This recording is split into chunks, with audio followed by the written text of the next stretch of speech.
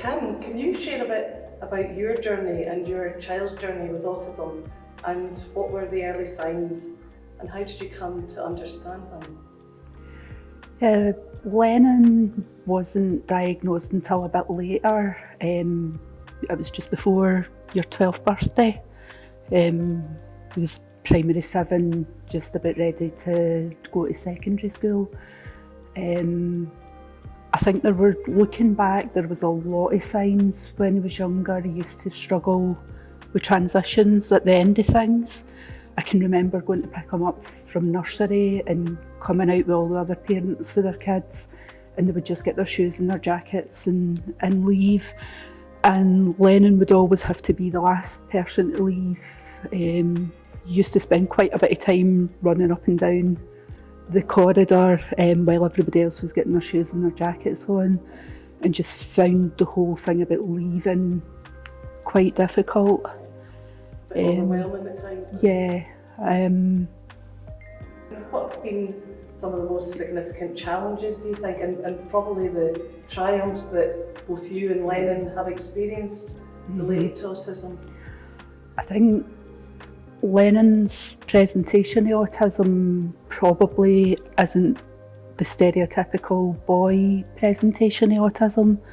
You were quite good at going to school and masking and getting yourself through the day, and then at the end of the day, Lennon would come home from school and it was like the cola bottle effect. It was like, someone explained it to me, it was like things were happening during the day and every one of them was a wee shake of the bottle, and then Lennon would get home to where he felt safe, and then we would have quite significant meltdowns at home. But school weren't really seeing any of that, so it was quite difficult sort of getting to the point of getting a diagnosis to start with. I suppose that made the family dynamics and things like that a wee bit more difficult. And did you kind of find any strategies that worked, that were, you know, more effective in that supportive environment? If how did that affect things at home? Yeah, things could be quite challenging. The meltdowns were quite physical at times, and I think the kind of strategies that we put in place to deal with them, we did a sensory profile which kind of highlighted that when Lennon's starting to feel dysregulated, he needs quite a lot of movement and somewhere to channel what he's feeling. I think you kind of struggled sometimes to understand what it was that you were feeling. You didn't know what it was that you were feeling, and it would all just come out. So if there was something physical that we could channel it into, so we came up with the idea of a big gym ball that we had in the house. So you used to kind of kick it up and down the living room to start with, bounce on top of it and things, and then as things were progressing and you were getting older, you were starting to identify yourself when you were feeling a bit dysregulated, and he would just kind of sit and kick his legs on it and things. So, and is that why football became part of his life, do you think, Karen, in terms of, and what changes you maybe noticed since then, and obviously moving on to Team United? I think football's always been a big part of your life. Before he was diagnosed, he came home from school one day with a flyer for an open day for a community team, and wanted to go and try out, and they told him that the only position they needed at his age group was a goalkeeper. So Lennon was right in there, I'll be the goalkeeper.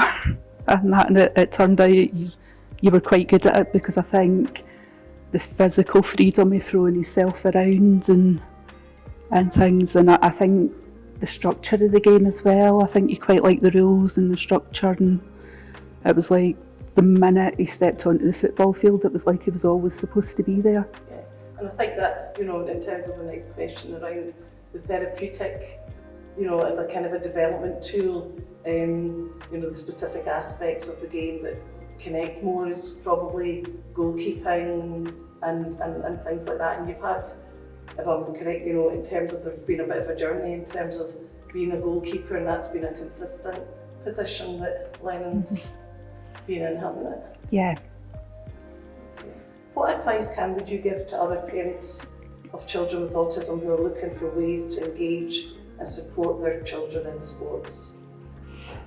I think I would say, if it's something that they're interested in, I think go for it. It's, there's going to be difficulties, but I think every child's going to have different challenges and barriers when it comes to sport.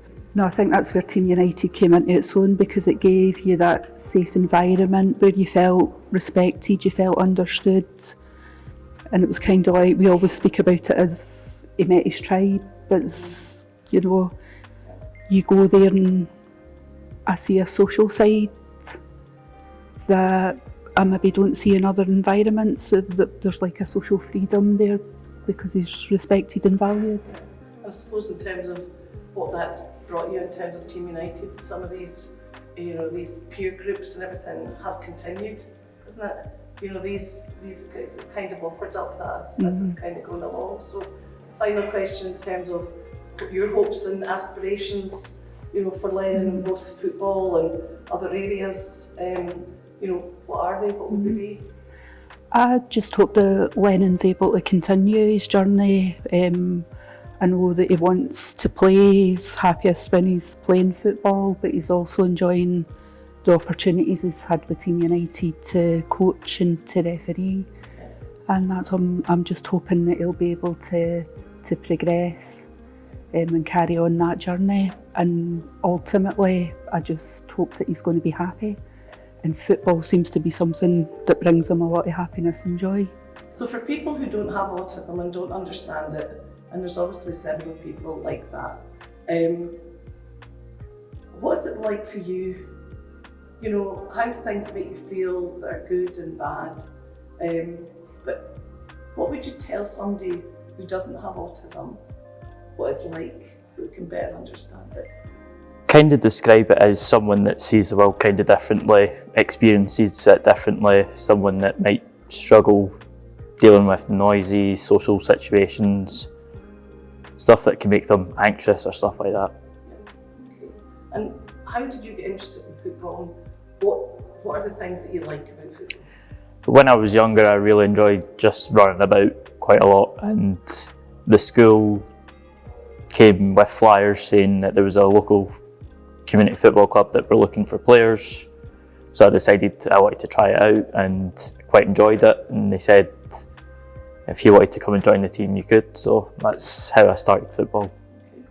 And how has playing football with Team United helped you? I mean, what other things have you achieved that you don't think you could have achieved without them? It was the social stuff that really helped, getting to know different people similar, that had similar problems, that we could play football and relate our issues through something else. Okay. And has it helped you in other ways, for like at school or college or with other people too? Yeah, it's definitely helped me focus on schoolwork. It's given me a chance to do stuff outside the school, inside the school, and just relax a bit. So when playing football, what are some of the difficulties you've experienced, and how have you overcome these, or what would you tell other people? For me, communication was always a big struggle, so it was decision making definitely hard, so it was about getting experience playing the game to get more chances at making decisions like that. So. And when you mean decisions, you mean in terms of communicating with other players on the pitch and how to it could be that, to pass the ball and things like that. So structure, rules, and things like that. Yeah. Okay. Can you share a memorable moment or achievement with Team United that you made that made you feel especially proud or happy? I think initially when I was at high school, I struggled to go quite a lot, and going to football definitely helped me just attend somewhere and feel like I was a part of society. So, yeah. And I suppose now, moving on with Team United, that you're now, you've now got some of your badges and you're now refereeing amongst your peer group. I mean, that's an achievement in itself. Yeah. So, well done on that. And thanks very much. When Lennon started secondary school, you found the environment quite challenging. And I think school didn't feel like a particularly safe environment. A lot of children with autism struggle because it's a very busy, noisy environment. I think particularly secondary school, you're moving from teacher to teacher. And I think sometimes other pupils can be a bit unpredictable and it can just be rather overwhelming. So unfortunately, Lennon had a period of time where he really struggled with attendance at school. We were attending planning meetings with school to try and get Lennon engaging again with education. But we found that rather difficult because the school just expected Lennon to be able to fit into their structure. And the push really was to get him back into mainstream classes, which he just found too overwhelming. So when Lennon was entering 6th year, we decided that we were just going to do something a bit different, and we did a bit of person-centred planning.